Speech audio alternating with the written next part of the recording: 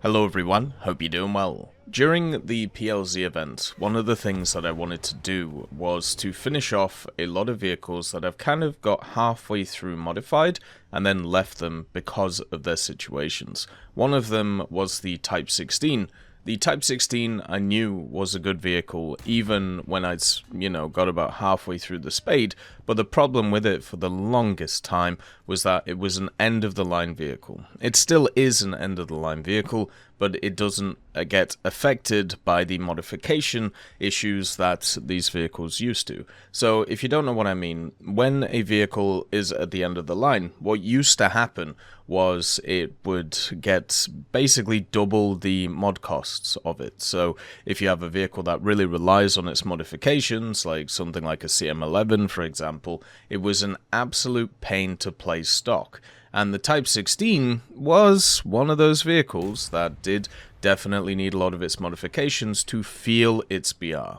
Another problem with it is it doesn't have a lineup at its BR. There is nothing else in the Japanese tech tree that is at 9.7, so you have to run it with a bunch of 9.3s. Now, at 9.3, you have some decent vehicles. The Type 16P, of course. The Type 93 is okay, depending on which vehicles you're facing, which are coming out in the air. It is a frustrating vehicle since you aren't able to deal with all the air threats. And then at 9.0 you have the Type 74s, which isn't too bad, and then of course the premiums that sit around too.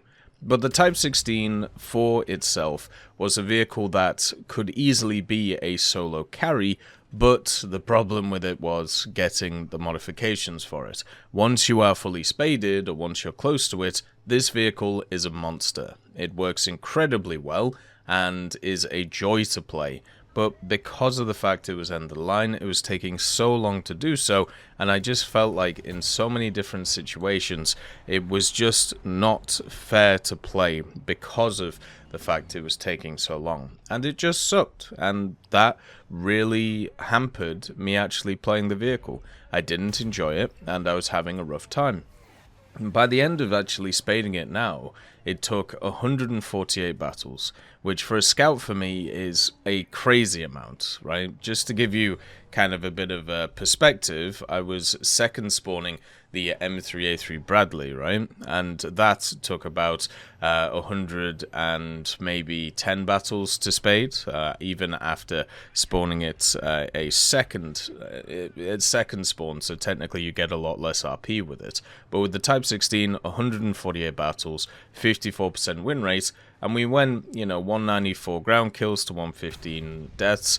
Generally, we were doing pretty good. But a lot of these kills and a lot less of the deaths came much later in its actual spading. The actual start of the vehicle, the first 50 matches of it, were really rough because you have a stock Heat FS round at 9.7, and pretty much everything you face has chemical protection.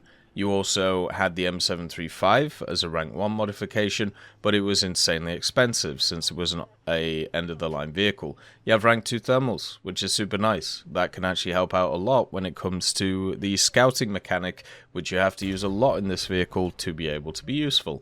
Then you have an LWSLR, and then the Type 93 round, which is a great round, especially at 9.7. You're able to do a lot with it, plus the smoke grenades as well at rank 4, and all of the mobility stuff that just makes this thing canter around the place.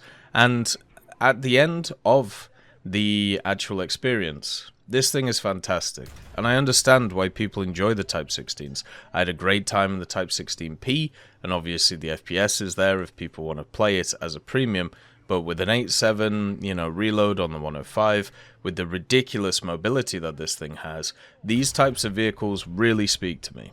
I really enjoy the Centauro, really enjoy the Type 16. The Roycat without the 76 is also very fun. These 8-wheeled vehicles which can just motor really make my day. and the Type 16 is no different. With its crazy thermals, I'm pretty sure it has like Gen 3 thermals maybe, and that is just kind of nuts. And then it has this armor package on it, which it has a bunch of like little additional pieces of armor everywhere, which means that sometimes you can just ricochet shots you shouldn't be able to, and also gives you a little bit of survivability against autocannons before you can fire back. It also has great targeting speed on the gun. It has a 50 cal, which will help you against certain platforms, and also against general helicopters, which you will find a lot at this BR. I just wish that this thing had a lineup so more people could enjoy it. For me, it's always a really, really hard time to actually recommend a lineup for a vehicle, recommend a vehicle when it doesn't have a full lineup. At least it has the T2 that you can run with it nowadays, and the T2 does have the bombs. It has 5 750s, which you can bring along, and the vehicle itself used to have CCIP for the bombs, but I don't think it does anymore. So that has obviously not been too good either. One of the things I just hope for this vehicle and many others in the Japanese tech tree is that the variable BR stuff comes in. They are bringing in a system where for if you're in ground or if you're in aviation or if you're in naval, different vehicles have, the same vehicle has different BRs, and this will help them out a lot. The problem with the Type 16 is it needs something a little bit different. It needs a different BR when it's stock compared to when it's spaded. Because the stock configuration of the Type 16, when it has the heat FS, when it doesn't have the mobility, which is one of its key factors, once you get the filters and the engine and the tires, this thing completely changes in the way that you play it. But until you have those, you are quite slow, and also you are usually not as maneuverable as other vehicles, and because you're using it as a solo vehicle at its BR, you need it to be able to punch hard, and you need it to be able to do well.